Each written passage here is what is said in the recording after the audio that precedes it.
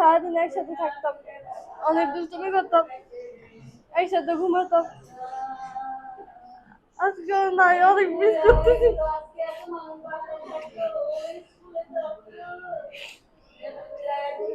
আজকেও থাকবো ওর সাথে, রেডি হয়ে স্কুলে যেতাম। আমার পরীক্ষা দিয়ে আসছে, আমি 1টা বাজে ছুটি।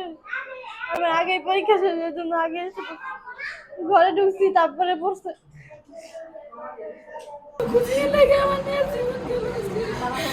আমার মেয়ে খুশি করানোর লেগে জীবন গেল আজকে।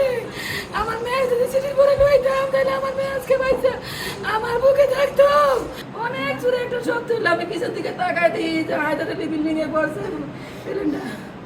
পেলেন না পড়ার সাথে একটা রুমের পরে রুমে আমার মেয়ে তো এখনই চলে গেছে, তো এখনই পড়ে গেছে আমার মেয়ে। আমার তো এখন আমার মেয়ে নাই।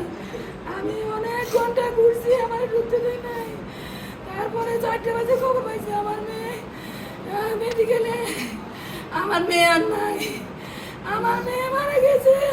আর যদি মনে করেন বেশি গেট থাকতো, 2টা 3টা গেট থাকতো, তাহলে বাচ্চাটা কিন্তু মারা যেত না। আর কোচিং সেন্টার যদি না থাকতো, ছুটি হয়ে গেছে, বাচ্চা চলে আসবে, কিন্তু কোচিং সেন্টারের জন্য আমার বাচ্চা মারা গেছে। আমার বাচ্চা এই কোচিং সেন্টার কেনই করলো? আর এই বিল্ডিং করার অনুমতি কিন্তু দেওয়া হয় নাকি সরকার পর্যন্ত, শেখ হাসিনা পর্যন্ত নিষেধ করছে এই বিল্ডিং দেওয়া যাবে না।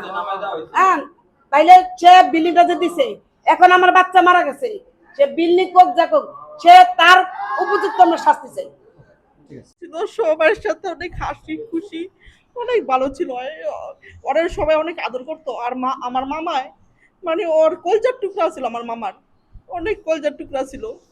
আমার মামাই কোনো দিকতে আইলে ওরে ওরা আগে কোলে নিয়ে বসতো, ওরে জড়ায় ধরতো। গতকালকে একটা বিশাল এক ট্রাজেডিতে মালিস্টনের একটা প্রশিক্ষণ বিমান বিধ্বস্ত হয়, যেখানে আমার ছোট বোন নুসরাত জাহান আনিকা নাম, সে নিহত হয়। তো আমার কথা একটাই, যে একটা যে কোনো স্কুলে আপনারা বলতে পারবেন না যে স্কুলগুলোতে একটার পরে কোনো বাচ্চাদের ক্লাস করানো হয়। আমি নিজেও একটা এক্স মাইলস্টোনের স্টুডেন্ট, আমি 10 বছর মাইলস্টোনে লেখাপড়া করছি।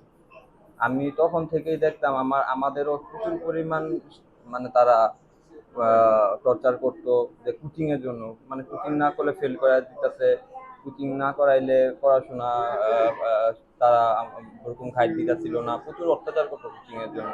হয়তো ভাবছিলাম যে ব্যাপারগুলা আস্তে আস্তে থেমে যাবে, বাট এই যে এতগুলা বাচ্চা মরছে, আমাদের দেশে সর্বোচ্চ 8 ঘন্টা আপনার কাজ হয়, যে সকাল 8টা থেকে রাতের বিকাল 5টা বা 4টা পর্যন্ত আপনার কাজ করে তারা বেতনের দিকে। কিন্তু একটা জায়গায় আপনি একটা চিন্তা করেন যে সে 1টা পর্যন্ত ক্লাস করতেছে, তাতে কিন্তু 12:30 1টার মধ্যে ক্লাস ছুটি হয়ে যায়।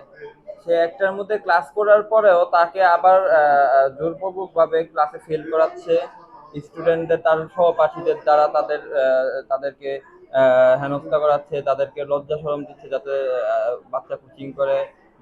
বাচ্চার গার্জিয়ানদের আপনার কোচিং এর জন্য চাপ দিচ্ছে, পরীক্ষায় ফেল করে দিচ্ছে, আলাদা কোনো তাদের প্রতি কোনো কেয়ার নিচ্ছে না। এরকম একটা অবস্থা করে আর কি বাচ্চাদের কোচিং করানোর পরে, তখন বাচ্চারা যখন মন খারাপ করে, শিশু তারা বাচ্চা, তাদের একটু করলে তারা অন্য মাইন্ডেড চলে যাবে, সেভাবে করে তাদের ক্লাসগুলা করায়।